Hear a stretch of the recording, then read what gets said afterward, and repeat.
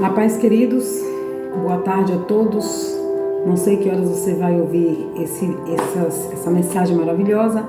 Então, boa tarde para você que está aí à tarde, boa noite para você que está vendo depois e boa noite para você que está antes de dormir vai ouvir.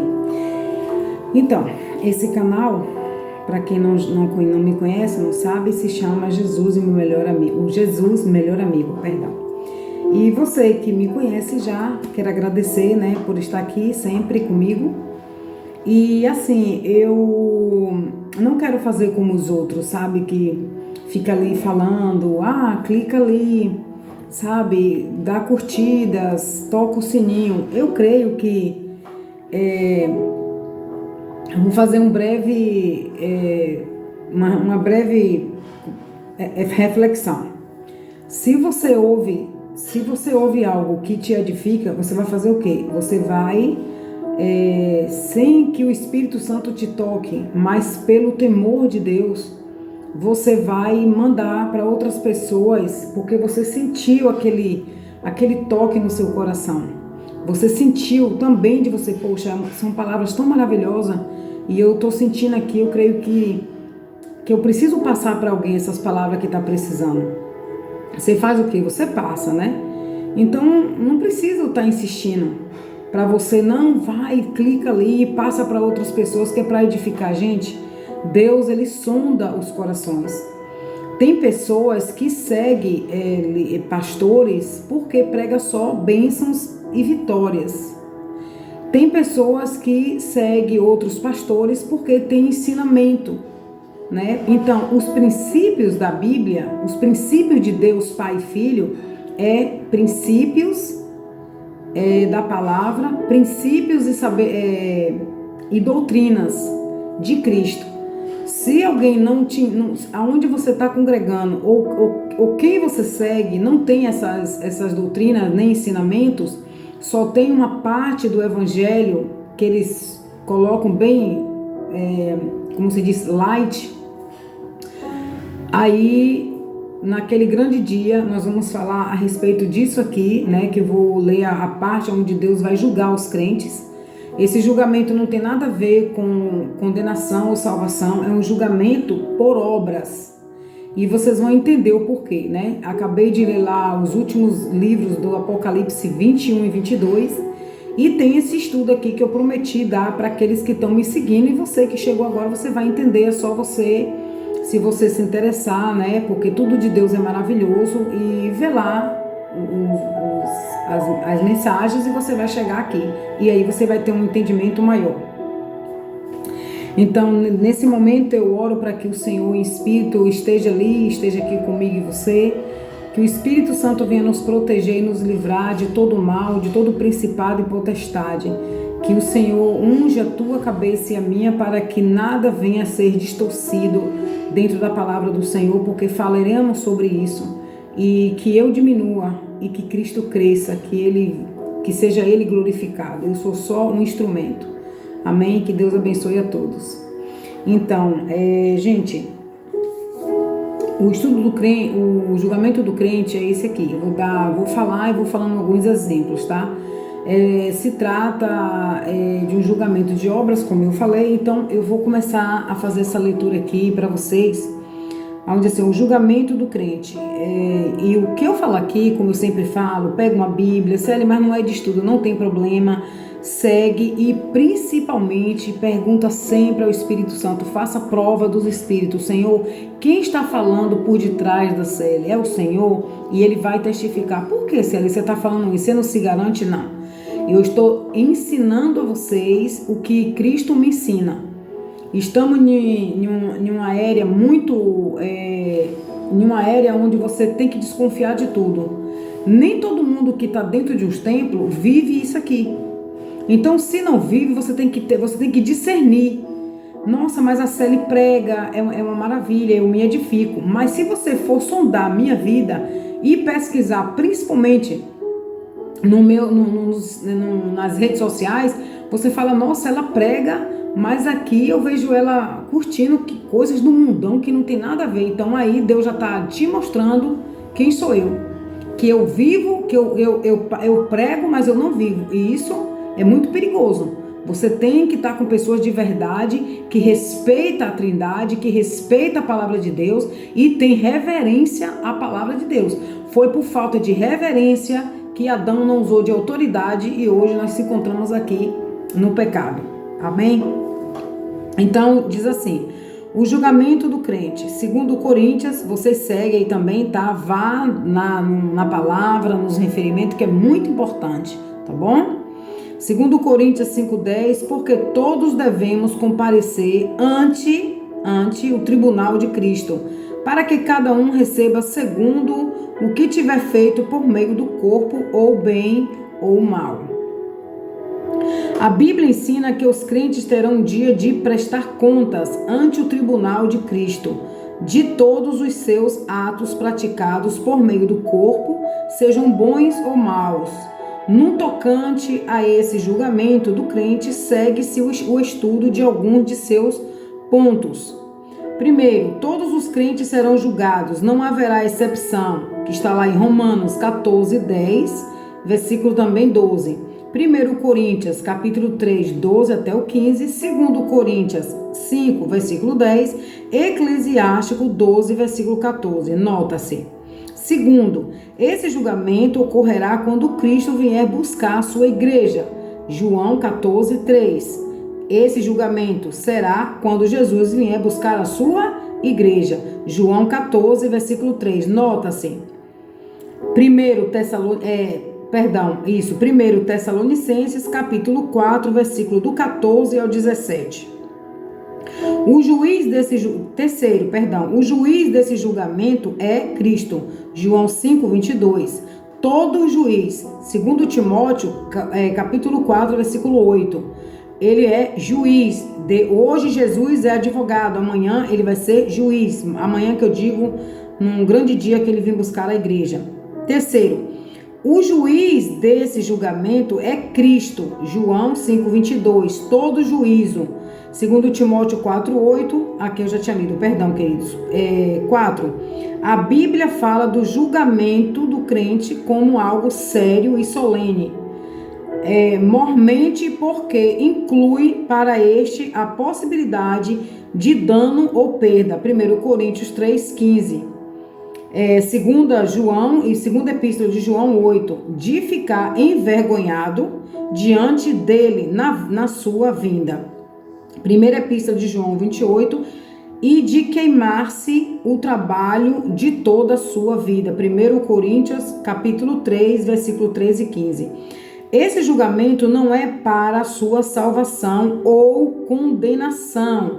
É um julgamento de obras, como eu tinha explicado para vocês, tá?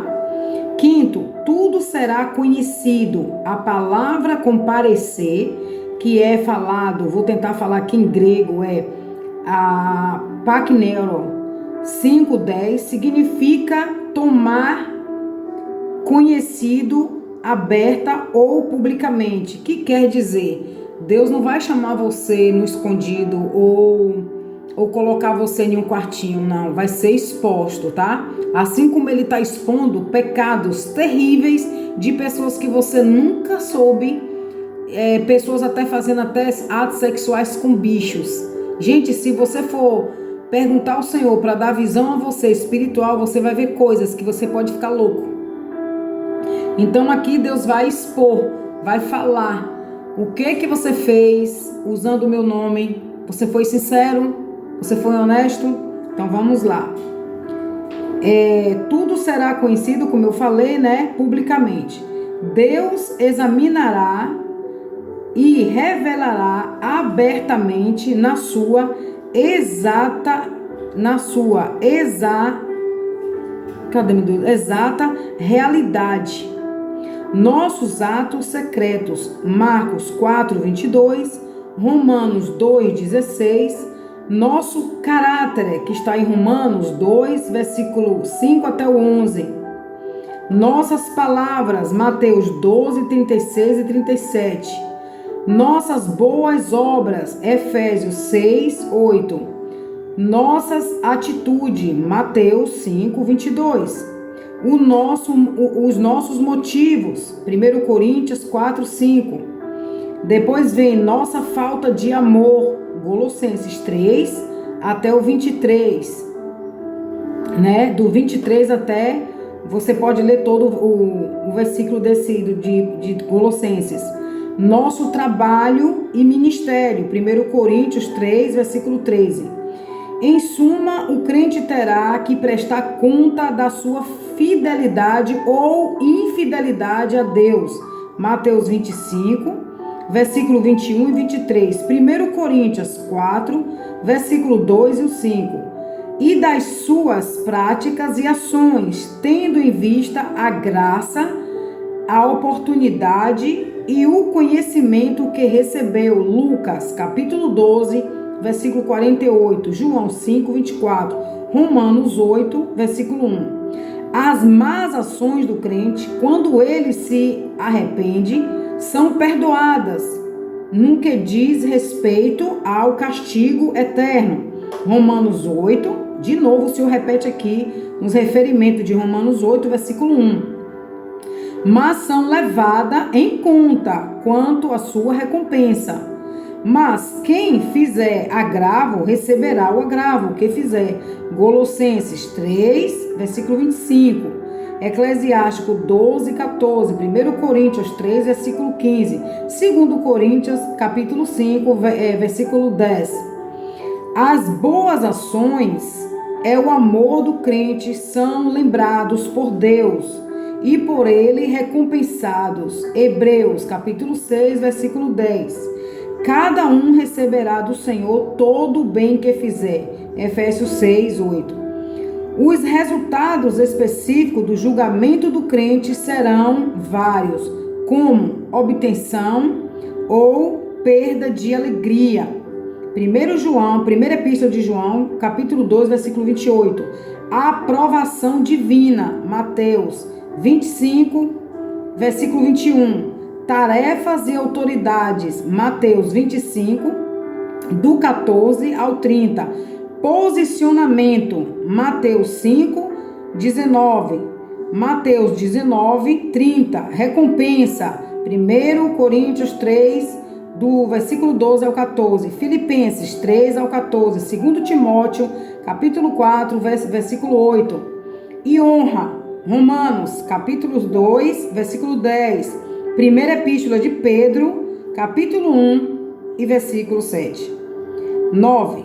A perspectiva de um iminente julgamento do crente deve aperfeiçoar neste o temor do Senhor, que está no capítulo de Apocalipse 5, versículo 11.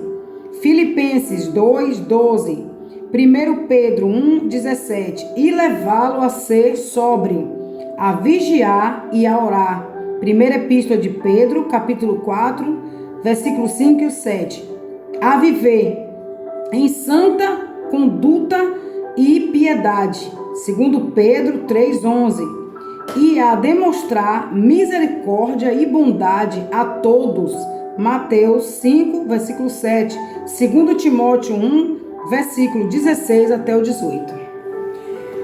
Queridos, eu fiz esse estudo aqui sobre os crentes de novo, estou repetindo porque me impactou, o Senhor me levou a explicar mais ainda para vocês a profundidade de que isso não vem pregado, são poucos que estão pregando isso dentro dos templos.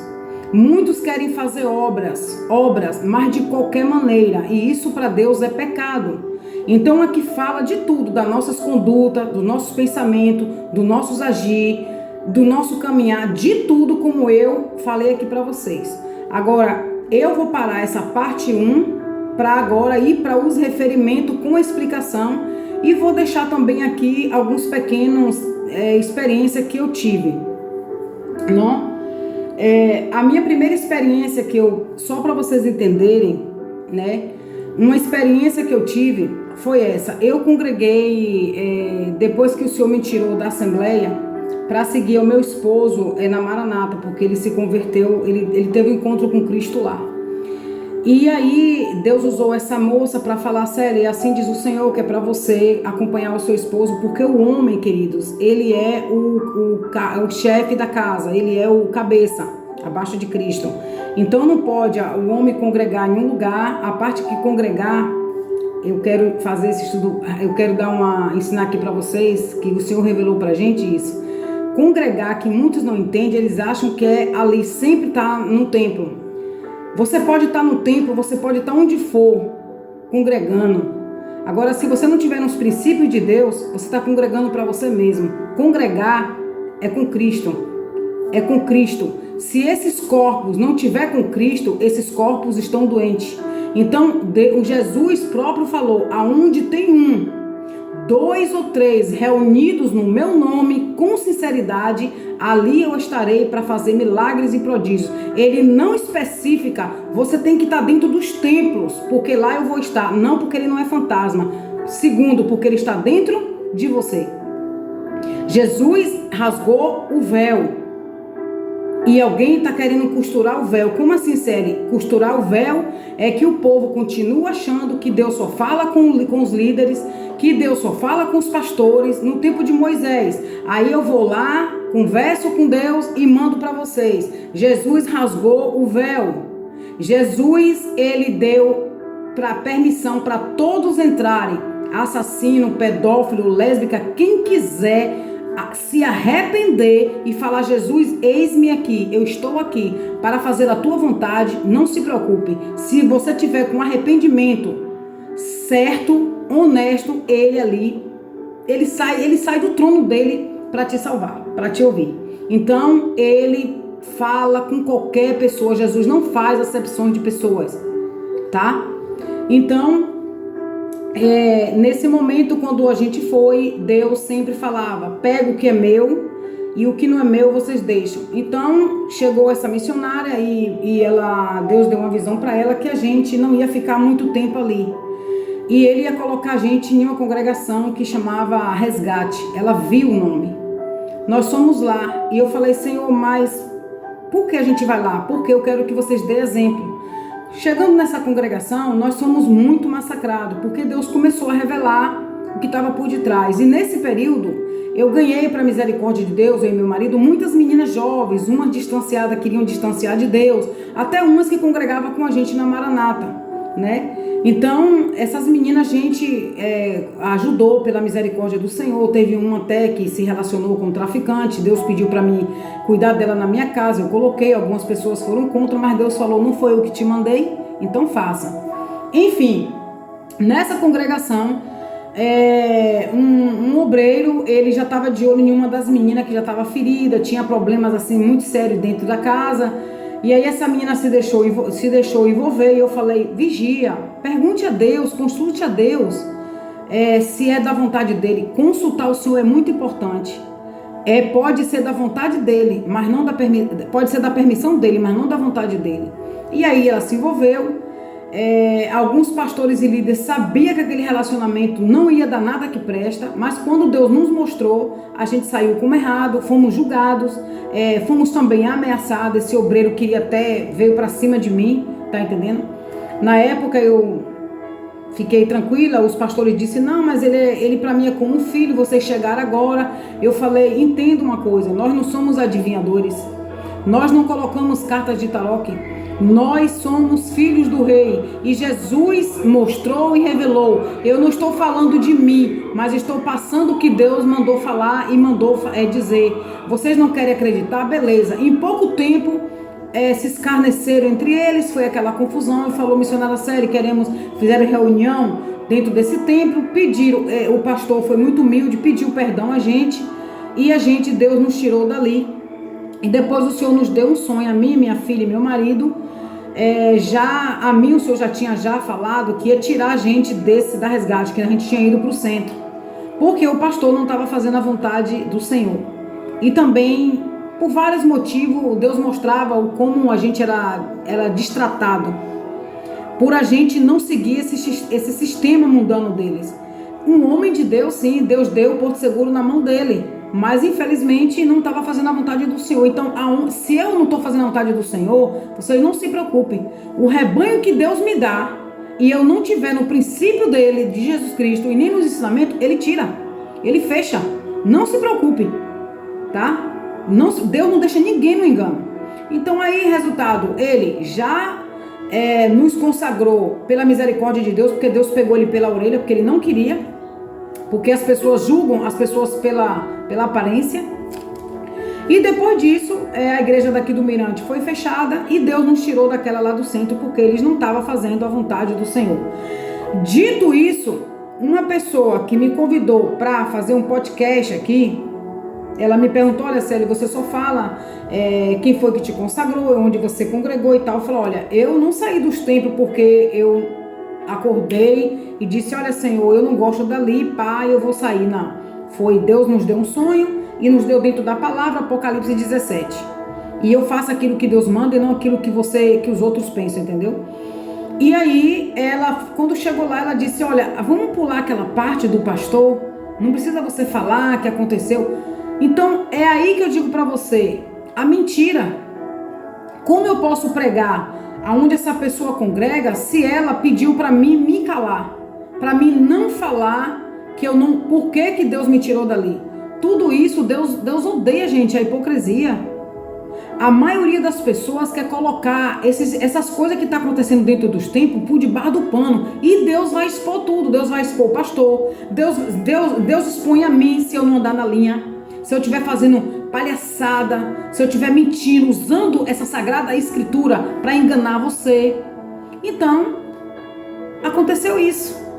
E essa igreja fechou. Aonde eu fui até hoje, que Deus me mandou, foi fechada. Eu costumo sempre dizer para aqueles pastores e líderes que não creem em mim e meu marido, porque eles olham a aparência. Eu só digo isso: vamos ver isso adiante pelos frutos. É assim que você tem que se comportar. Mas se você vê qualquer coisa de errado dentro dos templos, você tem que falar a verdade, não inventar, mas falar a verdade, não aceitar aqueles ensinamentos, não compactuar essas mentiras, porque Deus vai cobrar de você. Porque naquele grande dia, Deus não vai reter ninguém como inocente. Ninguém. Então faça a vontade do Senhor. E se eles me expulsar? Problema, a cabeça é Cristo. Se eles lhe falar assim: você aqui não é bem-vinda, dê graças a Deus. Mas você nunca vai estar sozinho, tá? Eu vou parar aqui e vou contar outro exemplo para vocês, que está dentro do julgamento sobre as obras, para vocês. Fique aqui comigo, vocês vão se edificar em nome de Jesus, ok?